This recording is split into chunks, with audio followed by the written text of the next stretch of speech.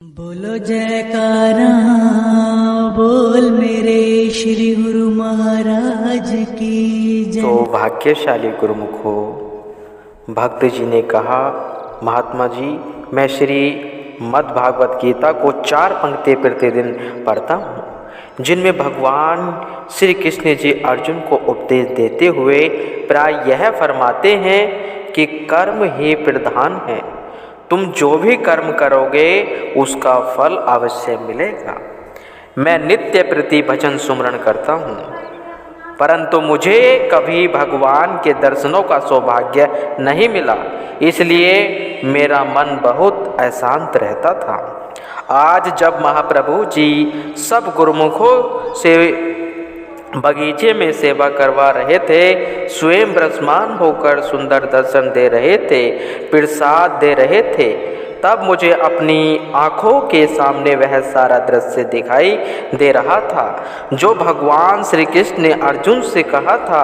ऐसा लग रहा था कि जैसे श्री गुरु महाराज जी भगवान श्री कृष्ण के रूप में सामने कुर्सी पर विराजमान होकर सबको श्री दर्शन दे रहे हैं और सबसे उनके पूर्व पुण्य कर्मों के अनुसार सेवा करवा रहे हैं।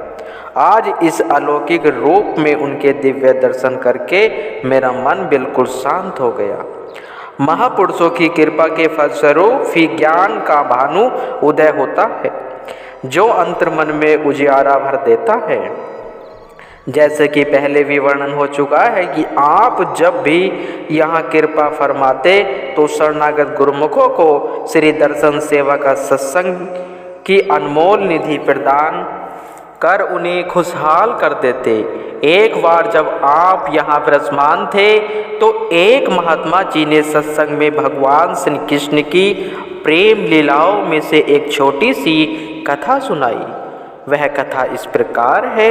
एक बार देव ऋषि नारद जी भूलोक पर विचरण करते हुए वृंदावन की गलियों में जा पहुँचे। वहाँ क्या देखा कि एक गोपी ध्यान मग्न होकर बैठी है। उन्हें यह देखकर बहुत आश्चर्य हुआ। उन्होंने गोपियों को कृष्ण प्रेम में डूबे हुए सदैव उनके पीछे भागते ही देखा। वे विचार करने लगे कि गोपियाँ जो हर पल हर क्षण प्रभु प्रेम में निमग्न रहती थी, जिन्हें प्रेम की परिभाषा के अतिरिक्त कुछ ज्ञान ही नहीं था, वे भजन में लीन कैसे हो सकती हैं।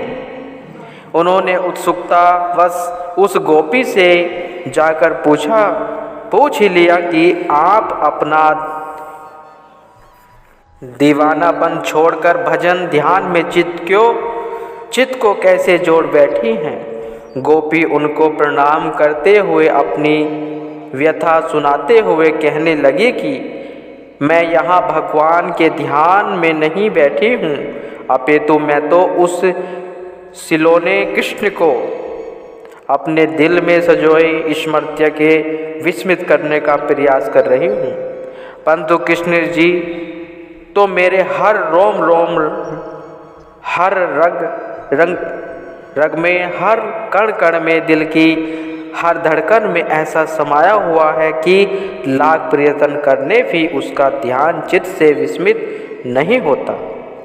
अब तो मेरा किसी काम करने में भी मन नहीं लगता। बस 24 घंटे वही सावरी मनमोहनी सूरत आँखों में समाई रहती है।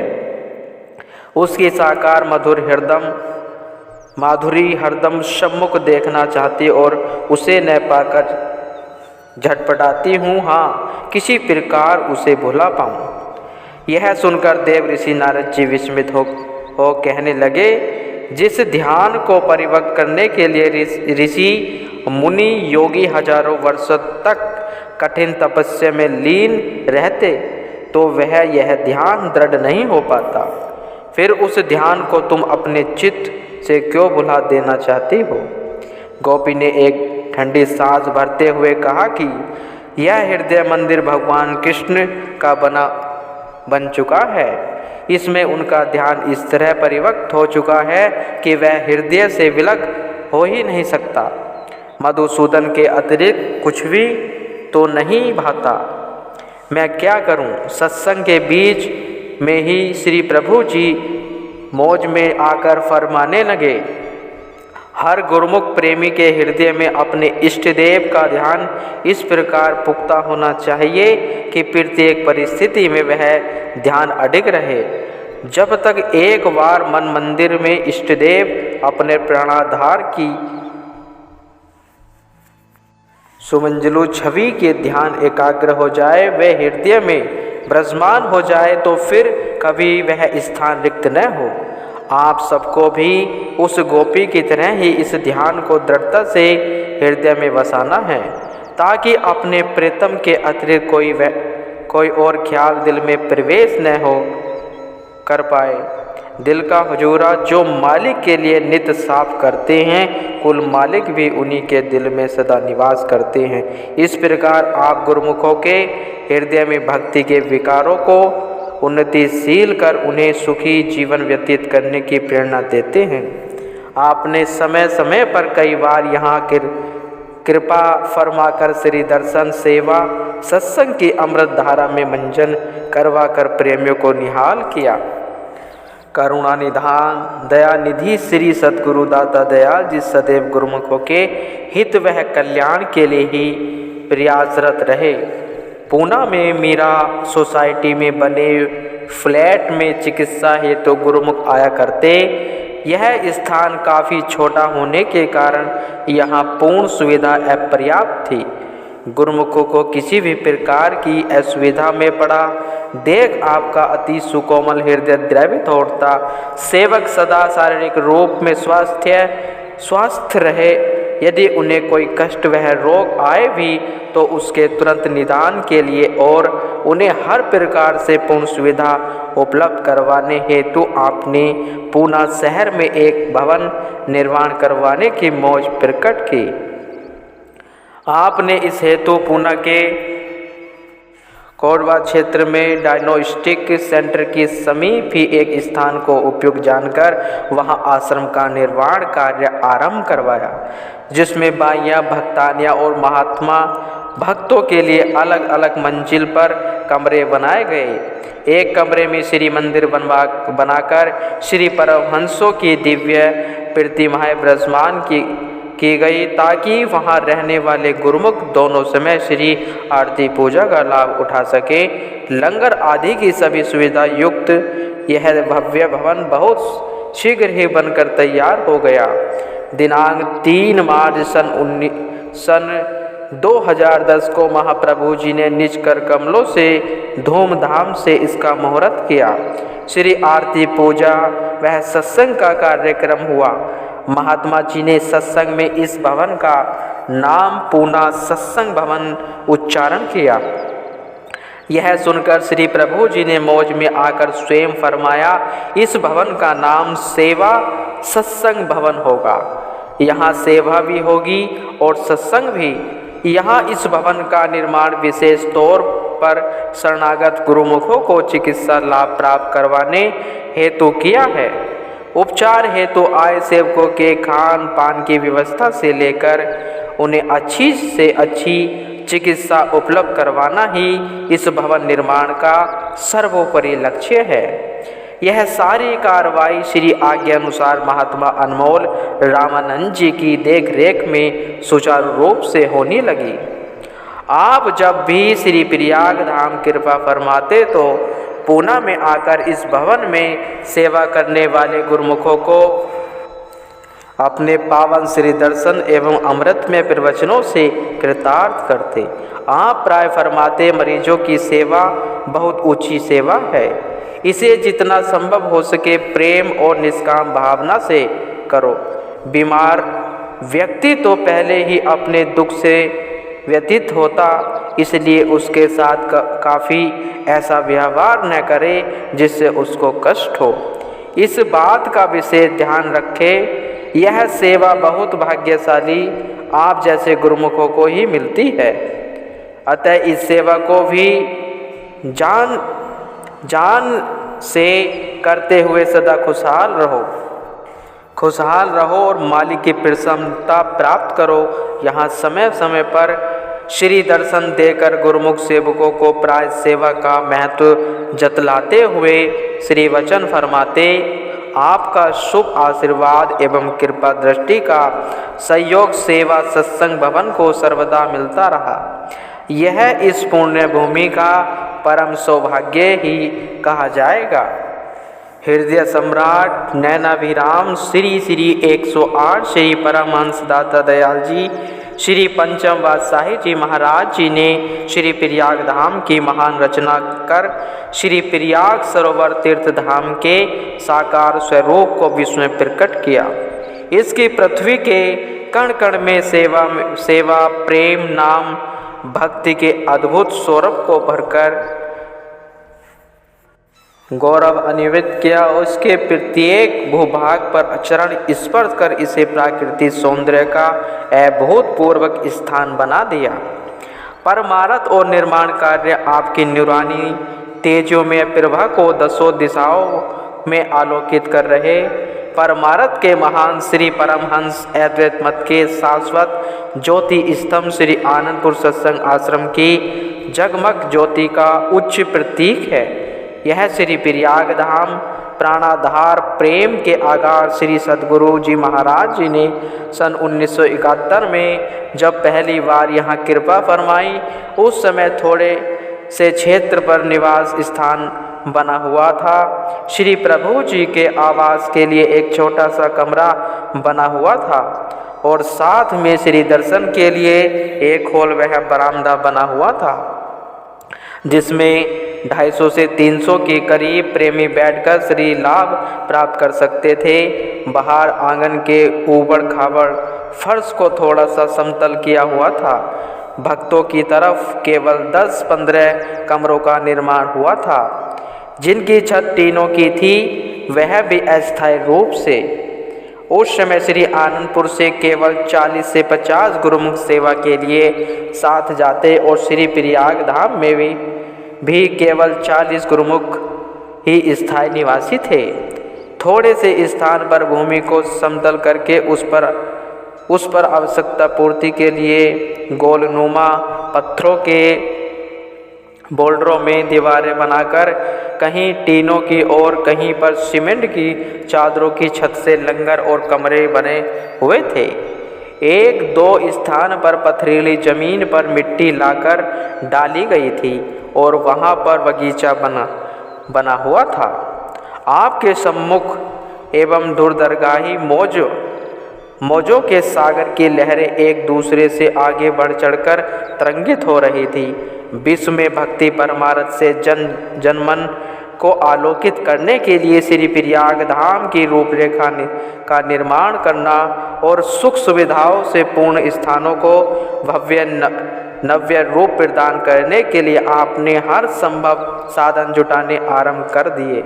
उस समय जहाँ तक दृष्टि डालो काले पत्थरों के ढेर अर्थात पहाड़ियाँ या दृष्टिगोचर होती थी।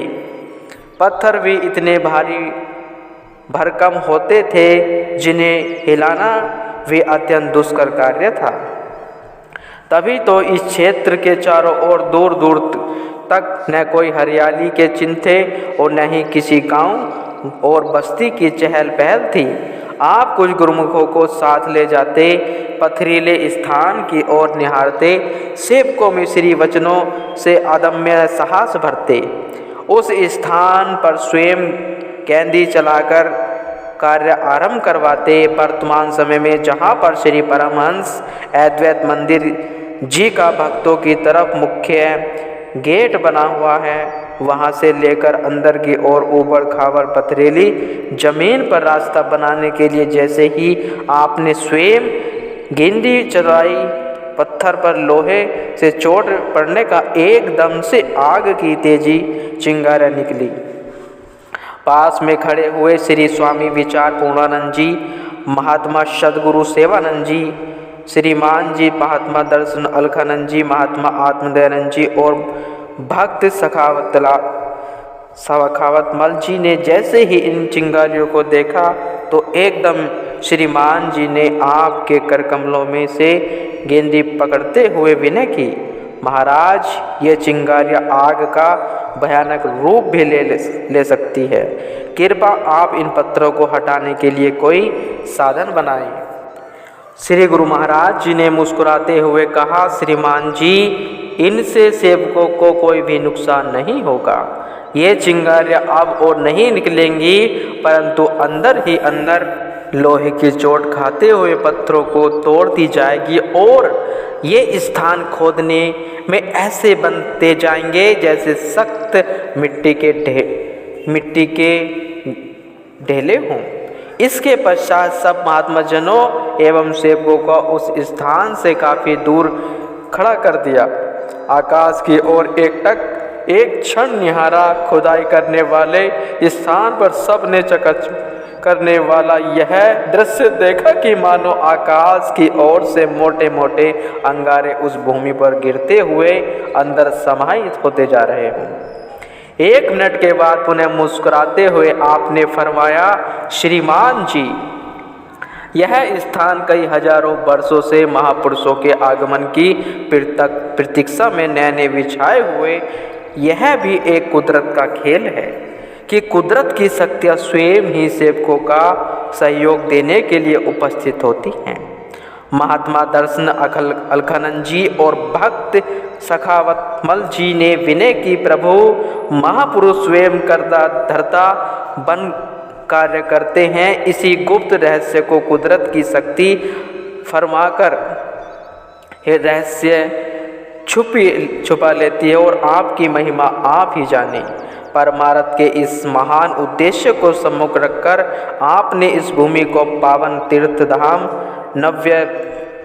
नव्य भव्य आवास स्थान बनाने का संकल्प को शीघ्र अतिशीघ्र पूर्ण करने का निश्चय कर लिया। श्री प्रयाग धाम में आवास स्थान बनने का कार्य महात्मा ज्ञान विचारानंद जी को सौंपा। आप स्वयं बिल्डिंगों की रूपरेखा बनाकर उद्घाटन करते। महात्मा जी शीघ्र ही मौज को पूर्ण करने में संलग्न हो जाते। महीनों का कार्य कुछ ही दिनों में संपन्न हो जाता। श्री प्रयाग धाम की आवश्यकताओं को पूर्ण करने के लिए पहले आपने छोटे स्तर पर स्थान बनवाने आरंभ किए, जैसे कि मशीनरियों को ठीक करने के लिए 2 वर्कशॉप बनवाए और वे भी भक्तों के आवास स्थान के अंदर थे। यहाँ पर शरणागत तथा दर्शनार्थी सेवक खराब हुई मशीनों को ठीक करते। अत्यधिक आवश्यकता पड़ने पर दिल्ली से मैकेनिक बुलाए जाते और मैकेनिक यह देखकर हैरान हो जाते कि इन गुरुमुखों ने कोई डिग्री तो नहीं ली, फिर भी इन बड़ी बड़ी मशीनों को ठीक करने में दक्ष है। एक बार एक मैकेनिक ने तो श्री चरणों में विनय भी कर दी कि इन सेवकों में इतनी निपुणता कैसे आती है। श्री वचन हुए, इन सब में सेवा करने की लगन और उत्साह भरा हुआ है। यह स्वयं ही मशीनगिरी के कलपुर्जों को खराब होने पर खोलते हैं, उनमें अच्छी तरह से देखते हैं कि इसे ठीक करने के लिए कौन सा पुर्जा आवश्यक है, कौन सा पुर्जा किस कार्य के लिए मशीन में फिट किया गया है। विशेष रुचि, लगन और उत्साह से कार्य करने पर इन्हें सब कलपुर्जों का ज्ञान स्वतः ही प्राप्त हो जाता है। पानी की आपूर्ति करने के लिए पूना से उरली की ओर बहने वाली नदी तथा श्री प्रयाग धाम में छोटी नहर के रूप में झोरानुमा स्थान से पाइपों द्वारा यहाँ पानी लाकर उद्यानों व अन्य आवश्यकताओं की पूर्ति की गई। आवास स्थान में भी निर्माण कार्य को विकास देना आरंभ किया। अत्यंत कठिनाइयों में भी यहाँ पर लंगर, कैंटीन, छोटा सत्संग भवन तथा मार्ग को समतल बनाने के लिए सड़कों पर ध्यान दिया गया। पत्र व्यवहार की सुविधा के लिए डाकखाना बनवाया, गौशाला का निर्माण करवाया, जिससे सेवा का सौभाग्य मिलने के साथ साथ आश्रम में आने वाले गुरुमुख दर्शनार्थियों के लिए दूध की पूर्ति भी हो सके। शारीरिक रोगों से मुक्ति दिलाने के लिए डिस्पेंसरी का निर्माण करवाया। डिस्पेंसरी का निर्माण हो जाने पर स्थायी निवासी एवं दर्शनार्थी गुरुमुखों को स्वास्थ्य लाभ प्राप्त होने लगा। महापुरुष तो जन जन कल्याण का बेड़ा उठाकर जगत में अवतरित होते हैं। इसी हेतु आपने सन 1985 में एक प्राइमरी स्कूल की स्थापना करवाई, जहां आसपास के गांवों के बच्चे यहां आकर निःशुल्क शिक्षा प्राप्त करने लगे। इसी वर्ष में ही आपने ग्राम पंचायत कार्यालय का विनिर्माण करवाया। इसी कार्यालय में के पास एक गेस्ट हाउस बनवाया, जहां उच्च पदाधिकारियों के लिए सब सुविधा प्रदान की गई। श्री परमहंस अद्वैत मंदिर का महान कार्य भी धीरे धीरे प्रगति पर पथ पर चल रहा था। एक दिन महात्मा पूर्णाश्रद्धानंद जी ने श्री चरणों में विनय की, महाप्रभु, यह श्री प्रयाग धाम छोटा आनंदपुर होगा। यहाँ पर श्री आनंदपुर की तरह एक सरोवर भी बनेगा और भी बहुत कुछ बनना है। यहाँ तो कार्य बहुत धीमी गति से चल रहा है, इतना विस्तार क्या संभव हो सकेगा? श्री प्रभु जी ने मुस्कुराते हुए फरमाया, महात्मा जी, उद्यान में पौधे पर पहले कली रूप में पुष्प बनता है और फिर धीरे धीरे वह विकसित होकर पुष्प का रूप धारण करता है। श्री परमहंस दयाल जी की मौज से यह सेवा मिली है। यह अवश्य ही भव्य भवनों से सुसज्जित तीर्थधाम बनकर विश्व में विख्यात होगा। महात्मा जी मौज भरी वाणी सुनकर तथा आपके मुखमंडल पर अलौकिक तेज को निहारते हुए नतमस्तक हो गए। श्री परमहंस अद्वैत मंदिर का निर्माण कार्य 6 वर्षों में पूर्ण हुआ। संगमरमर का काम धीरे धीरे चलता रहा और समय अनुसार आपने भक्तों की तरफ ही मंदिर जी के विशाल प्रांगण के आगे कलाकृति के नमूनों से सुसज्जित विशाल मुख्य प्रवेश द्वार बनवाया। उस और कुछ उद्यानों तथा आवास स्थानों को भी बनवाया। सड़कें जो ऊबड़ खाबड़ और पथरीली जमीन के कारण ऊंची नीची चलने योग्य नहीं थी, उनसे सबको समतल करवाते गए और 95 फुट गहरी एक विशाल बावली, जिससे कि आश्रम के पानी की आपूर्ति हो सके, नर्सरी गार्डन के पास लगवाकर 1.25 एकड़ जमीन में बनवाई और इसे नहर के जल से जोड़ दिया। श्री प्रयाग धाम के सीमावर्ती स्थानों को सभी सुख सुविधाओं को पूर्ण करने के लिए यहाँ पर बस स्टैंड, रेल टिकट घर, पूर्ण धाम चैरिटेबल अस्पताल का निर्माण करवाया। इसी मध्य कई प्रेमी गुरुमुख परिवारों ने श्री चरणों में विनय की कि प्रभु परिवार सही भक्त पद पर अग्रसर रहने के लिए आश्रम के समीप साधन सुलभ कीजिए। यह हमारी तथा बच्चों की हार्दिक अभिलाषा है। श्री प्रभु जी ने फरमाया कि जब गुरुमुखों के हृदय में आध्यात्मिक प्यास बुझाने की उमंग पैदा हुई तो अवश्य ही यह पूर्व पुण्य संस्कारों के जागृत होने का संदेश है। संस्कारी अधिकारी आत्माओं को श्री चरणों संग मिलना, आत्मस्वरूप की लगता कराना ही महापुरुषों का उद्देश्य होता है। गुरुमुखों।